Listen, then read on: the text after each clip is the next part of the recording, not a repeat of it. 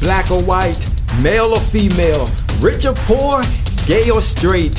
What's the difference? Number 14 and number 41 are on a mission to improve the unity of the world, one person at a time. Welcome to the 14 and 41 Unity Show. Hello, I'm Alexis Hornbuckle, number 14. And I'm Matt Gersper, number 41. And I'm Jaimel Johnson, number 1, where we are different, but made from the same stuff. Right on. We're very happy to be broadcasting from WYTV7 in the beautiful Queen City, Charlotte, North Carolina, and are excited for you to meet our first female guest of the season, Jaimel Johnson. Welcome, Jaimel. 14 and I are super excited to have you on the 14 and 41 Unity Show. Thank you. I am very, very excited to be here. I know we've been trying to work out a date for a while, so I'm just very excited to be on the show and discuss RAFRU and talk about my story. Excellent. Well, we're glad we got you here. Why don't you take the first minute or two and just tell our audience what you're doing these days to make the world a better place?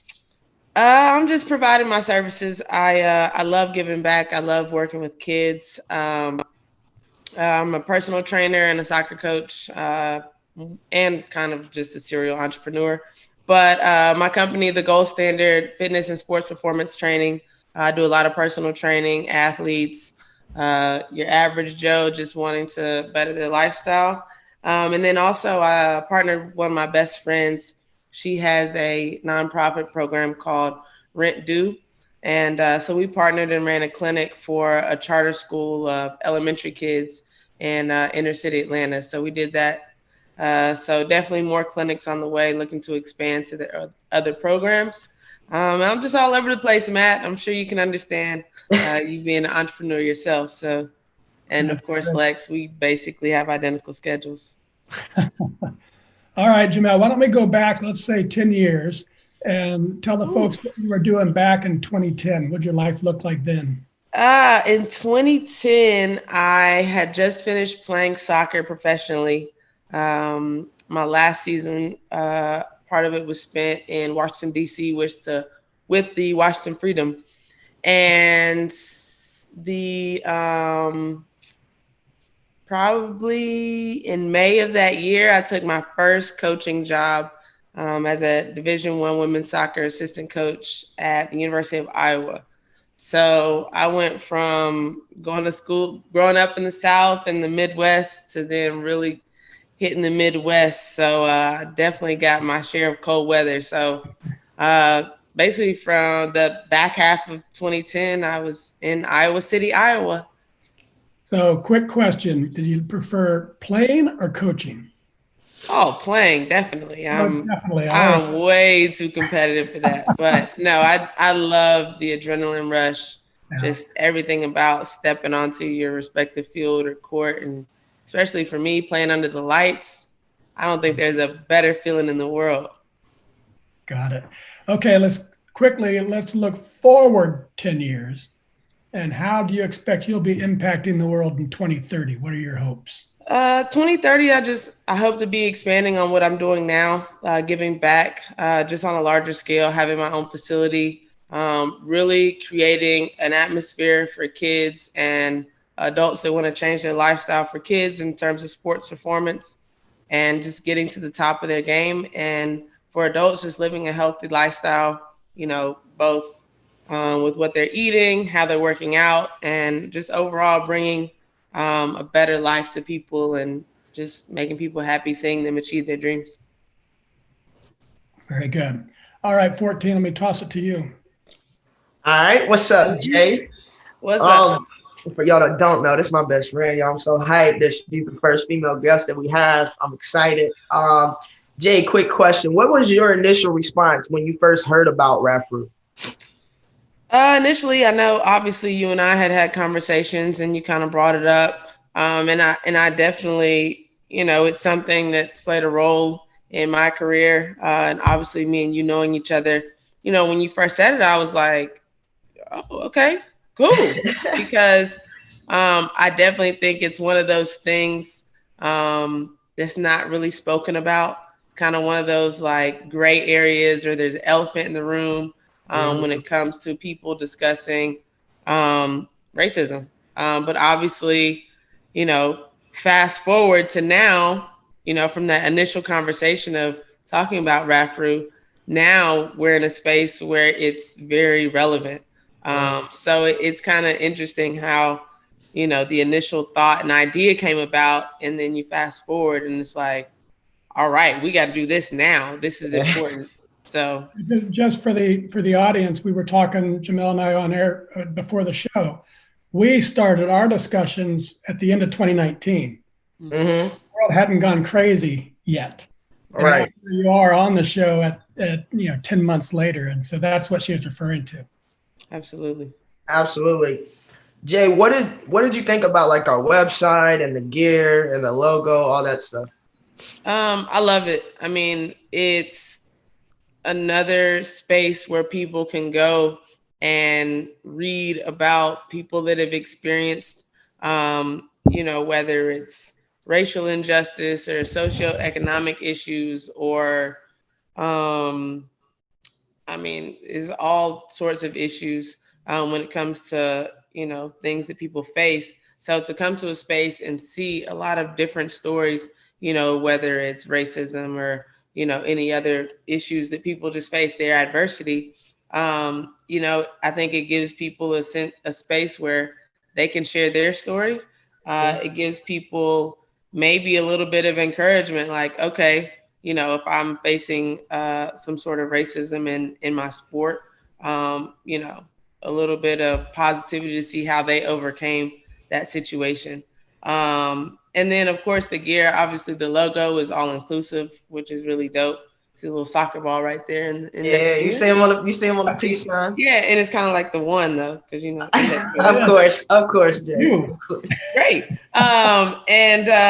So being able to represent something and wear a logo that kind of is all inclusive of everyone is really cool. So I definitely urge everyone to check it out.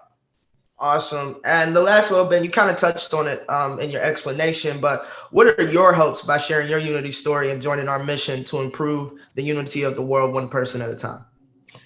For me, it's simple. Obviously, I play in a sport that not many African Americans, especially in the United States, it's a sport where I was a minority a lot of the times, or sometimes, the only minority on my team kind of in the beginning.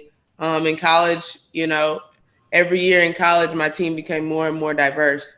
So I hope especially for young athletes, young females, of minorities in particular, that, have hopes and dreams of playing soccer, they can look at my story and say, oh, she did it. I can do it too. And, I just have to continue to be myself and have uncomfortable conversations and communicate, I'm here because I'm a great soccer player, not because of the color of my skin. And, so I just hope that, people kind of get that feeling when they see it. Awesome. Well, thank you for sharing your story, Matt. I'm going to turn it back to you. You just gave me that feeling. It gives me goosebumps. Great. So in your unity story, you shared how being involved with groups of people, and you mentioned both sports and church, helped you develop an appreciation for hard work, responsibility, and teamwork, and created in you a sense of unity, much like a family. So Jaimel, just share a few tidbits of your story with our viewers and listeners, but not too much, just enough that they'll rush to read it right after the show. Right. So my story, like you mentioned, I have a huge family on both sides, mom and dad.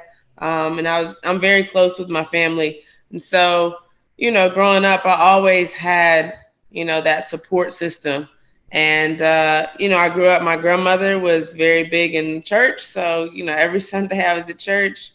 And, but same with my church, it was a big family. So I've always had that sense of family around me, whether it be friends, actual family. So I've always had that, and, the values that were instilled in me, with hard work and teamwork, coupled with starting playing, soccer at the age of 4, tap, ballet. I did everything, basketball, ran track. I did it all. So, but with that, and me deciding that soccer was going to be the path that I took to further my education as well as my athletic career, I faced a lot of adversity being, a young Black female in a sport where you didn't see too many people that looked like me. And, growing up partly in South Carolina, partly in Ohio, even more so, it wasn't huge, diverse communities. But so I faced a lot of adversity and really was right to my face.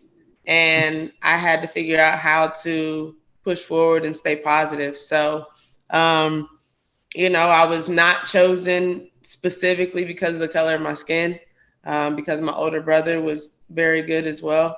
So I don't want to give y'all too much, but definitely go check it out. Good. What's one big message you hope every reader will take away when they read your story? I think for me, the message is, first and foremost, you have to believe in yourself. No one's going to believe in you more than you believe in yourself. But if you have that confidence and you know that you have the ability to be the best soccer player, basketball player, track athlete, or even entrepreneur, doctor, lawyer, it doesn't matter. You're going to go through things and you're going to face adversity. But at the end of the day, what are you going to be able to tell people about your journey and why you're successful, or what will they want to say about your journey and why you're successful?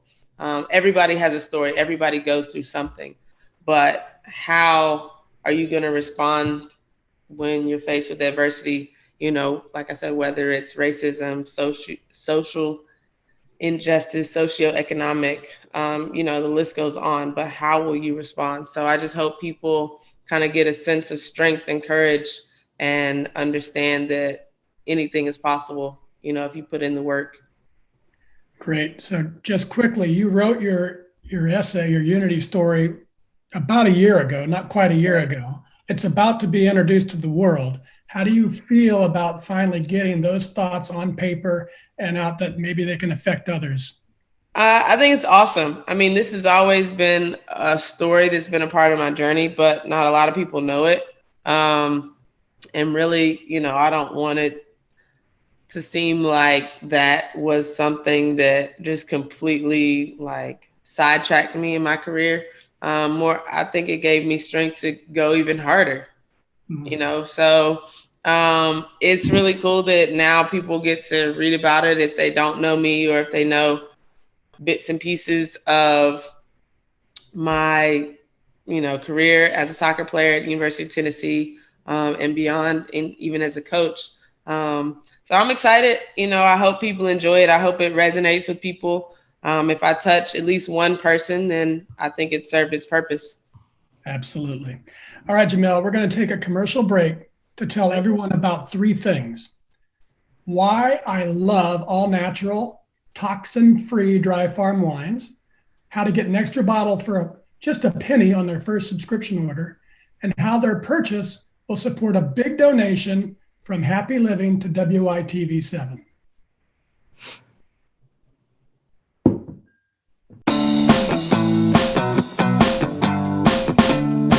Mr. Happy Living here. I love good things made by good people. That's why I love dry farm wines. I first met the man known as the healthiest wino on the planet back in 2016.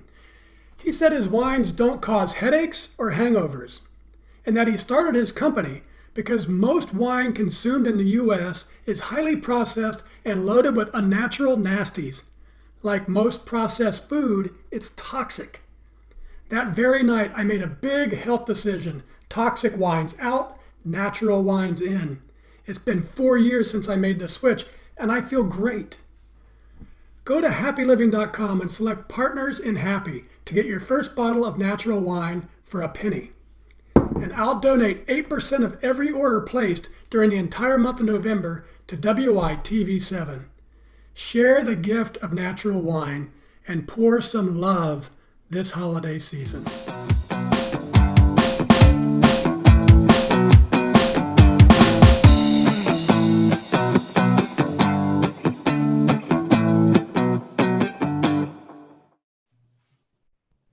Welcome back to the 14 and 41 Unity Show. Want to give a special shout out to our November sponsors, Dry Farm Wines and Happy Living. Thank you so much for donating and allowing us to continue to bring this show to the people. Jay, we're going to get right back into it, okay? I want to know, like, how have the lessons that you've learned as an athlete, in particular your Unity lessons, help you become a better and more successful person?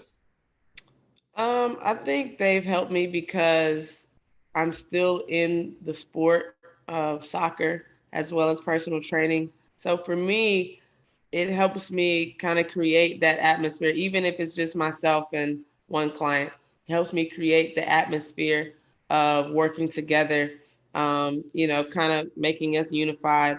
I'm here to support your goals and I want to see you reach them. So I'm going to be right here with you the entire way. And then, of course, as a coach, just my team, that I coach 7th and 8th grade girls as well as all the way up through high school.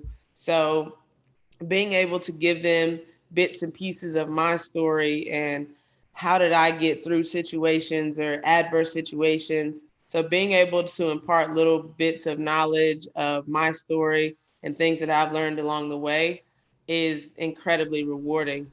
And they make me better every day just as much as, I do coaching them. So it's definitely for me being able just to take my story and be able to use the lessons learned from my story and my journey to help grow my players and develop my players and see them reach the same goals and higher than I did. That's awesome. Matt? Very good. So here's a powerful message from your Unity story about the first time a coach didn't pick you to be on his team because you were Black. And you wrote, quote, "No matter what anyone tells you about how to handle these situations, you never really know how you're going to handle it until you're right there in it. There were a few, a few key lessons that I learned from the incident that I've carried with me throughout the course of my life as a young Black female and athlete." So Jaimel, just tell our audience about one of those life lessons.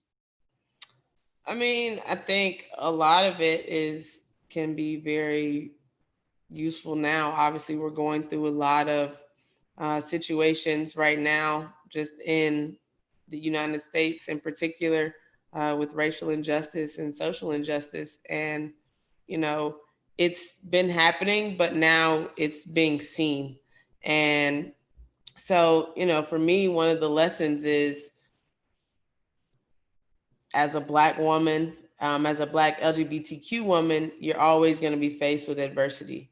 But how do you overcome it? How can you take these lessons and these hardships and turn it into a positive and use them, not as so much being a victim, but take them and use them for the better, for your success, and understanding that, you're always going to have to overcome obstacles. But how are you going to operate when you face with those obstacles? Are you going to just kind of crumble and fall? Or are you going to get yourself back up and keep going at it? So for me, that's number one. That's great. And will you share what it meant for you as a young Black girl when, as you wrote in your story, it was your mentor, a white male, that stepped up and made a public statement to support you and condemn that coach? How did that feel as a 15-year-old? It was cool because for our relationship, it never had anything to do with Black or white. And so for him to step up and say that, of course, being a white male and being in the field that he's in, where it is dominated by mostly white men, for him to step up and say that, despite whatever people may say about him after that, he didn't care because, he knew what was right and what was wrong. And he supported me through everything till this day. So it was really cool to see that and really understand that, he has my back. Doesn't matter my skin color. He has my back regardless. So it was definitely really cool. At the time, I probably didn't look at it like that, or as in depth as that. But as I've gotten older and really understood the the situation and kind of the level of the situation, I've really understood how big that was for him. That's awesome. 14, I think that's why we're doing what we're doing, don't you think? Absolutely. It makes a lot of sense. It comes together. Your story is just all encompassing of referee. I love it. I love it. So, Jaimel, before I toss it back over, now it's prediction time. So, which of your teammates from the team you were just describing or any other team, which of your teammates will follow your lead and share their unity story with us? We need some names. See, I would probably have to say from actually from my Tennessee team, University of Tennessee, one of my classmates, she was actually on the podcast with myself and Lex, but her name is Sarah Van Sickle, but her married name is Morrow. So Sarah Morrow. All right, Sarah, we hope you're on the show soon. Okay, and now it's time, Jaimel, for a segment that we call Fun Time with 14. Uh-oh. Yeah, you ready? Always ready. So, all right, so this is how it works. I know you're ready. We're about to have some fun. So I'm just gonna bust out a few rapid fire questions. You get about 3 to 5 seconds to answer them. Basically, first thought, first response that comes in your head, give it to the people. All right? All right, let's go. I always start out slow, so I'll give you that same warm up. What other sports did you play besides soccer growing up? Basketball, track, tap, ballet. What if you didn't play soccer? What sport would you have played? Basketball, handles. Handles, got it. What?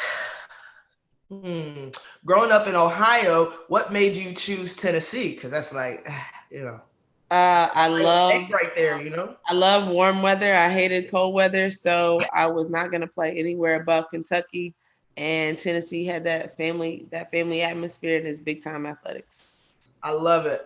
What is your most embarrassing sports moment?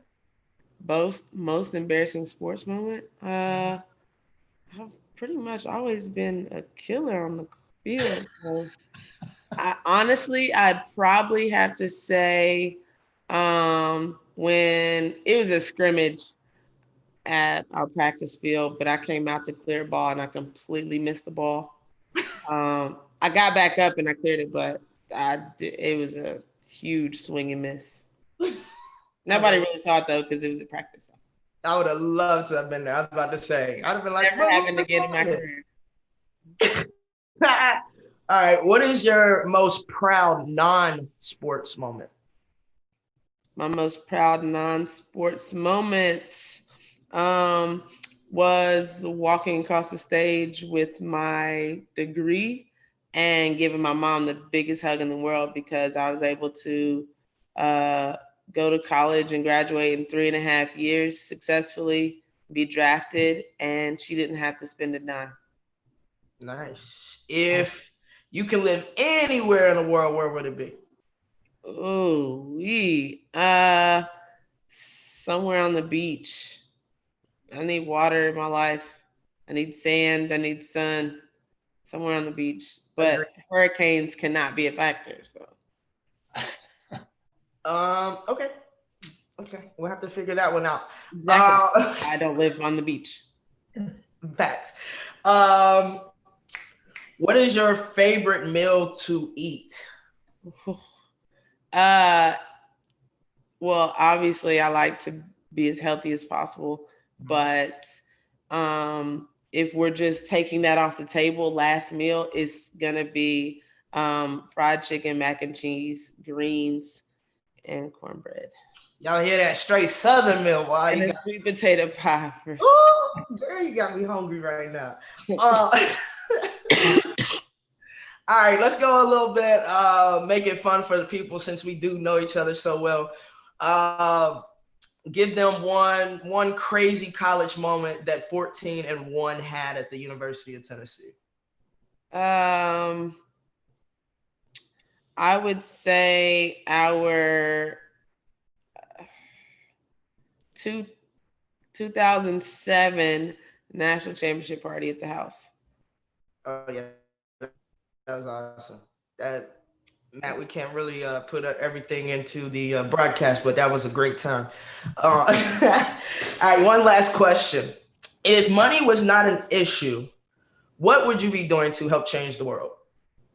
If money was not an issue, I would have a platform and a space for kids to be able to come to a safe space where they can be as creative as possible. They can explore, whatever it is they want, whether it's in music, whether it's in sport, Mhm. whether it's education, but literally having a facility, inner city kids free. And you can come, we have every sport field, as well as just an area where you can work with tutors, you can work with producers and engineers, where you can be an artist. Literally like a mini college campus in the middle of the hood, low key. Um, to where like kids can come because they don't have that space, they don't have that positivity around them, that encouragement to follow their dreams. And there's so many kids that are so talented, but they don't have any support, and so they just kind of give up or don't really have any direction. And it's because maybe they don't have it financially, or they're not put in positions to help them succeed. Jay, you spot on right there. That would be amazing. I love that answer. Um, for just before I hand it back over to Matt, I just want to make sure that anything that you want to share with the people, any parting remarks, comments, anything you want to give to our listeners. Here's your time for about a couple minutes, 1 or 2 minutes.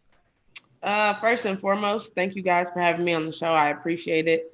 Um, Number one, go vote. November 3rd is approaching very, very quickly, and we have a platform to use our voice. So we have to use it, especially if you want change. We can't say that we want change and not get up and do anything about it. So make sure you guys understand where you can vote in your cities, and get out and vote. It's been amazing to see all the support in Atlanta. It's been crazy, but people are getting out and voting. Um, Secondly, uh, check me out, goldstandardtraining.com.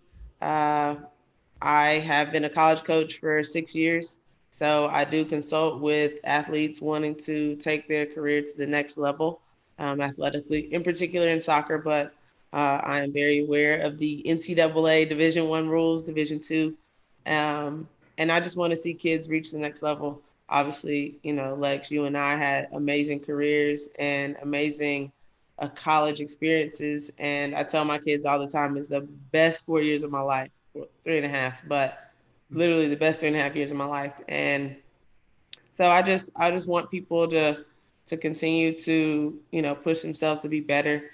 And if you have something that you feel like you need to say, use your voice, whether it's regarding racism, Black Lives Matter, or socioeconomic injustice, or police brutality. Use your voice. I think everybody nowadays has social media, and everybody has a platform. So use your voice, and have the hard and uncomfortable conversations, because that's the only way that we're going to affect change and change the world, for that matter. Thank you, Jay, for sharing that with us. Matt, you want to close us out? Love it, love it. Yes, over the next 2 weeks, Jaimel is going to be responding to comments and questions and remarks from listeners to this show and readers of her Unity story. At the end of those 2 weeks, she'll pick the person she feels was the most impacted, and he or she'll win a free RAFRU t-shirt or hoodie. And I expect at least her college or her soccer athletes to be commenting and working on that hoodie. Okay, and now it's your turn. If you're hearing my voice and you were inspired by this show, please donate what you can to WYTV7. It's a wonderful 501c3 charity on a mission to educate, empower, and encourage. They do good works with your kindness. Thank you to number 1 and number 14. Feels so great to work with inspiring people like you to do our part to make the world a better and more united place. Jaimel, your Unity story is awesome. And the words you wrote fit RAFRU like a goalkeeper's glove. I like that. That's a good one. You quote, racial injustice still remains a problem in today's society, but I think sports bridges that gap because ultimately you're sharing in the same goal with your teammates, coaches, and parents. With each unity story, we hope to bridge just a little bit more of that gap. So thank you for sharing your inspiring voice with our grassroots movement to improve the unity of the world. We appreciate you. Thank you. Folks, you're going to love her story. Thank you to WYTV7 for hosting and promoting our show so we can keep sharing amazing stories from retired athletes like Jaimel, all of us working together to improve the unity of the world. A special thank you to our sponsors for the entire month of November, Dry Farm Wines and Happy Living. Remember, I'll donate 8% of every order placed during the entire month of November, so share the gift of natural wine and pour some love this holiday season. And most especially, thank you to our viewers and listeners. Go to rafru.com to read Jaimel's Unity story. You'll also find links to websites and social media and all things Jaimel Johnson. Find her, friend her, reach out to her goals, reach out to hear about her gold standard training. Engage with her and get that free t-shirt while you're at it. So from Alexis and Jaimel and me, we love you and we want you to be united, not divided. We do what we do at Retired Athletes for Radical Unity to inspire you to join our movement to improve the unity of the world, one heart at a time. Till next time, I'm Matt Gersper. You are awesome. And this is the 14 and 41 Unity Show. And we're out.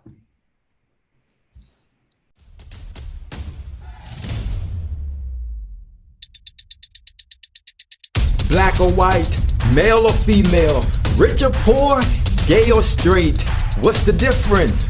Number 14 and number 41 are on a mission to improve the unity of the world, one person at a time. The 14 and 41 Unity Show.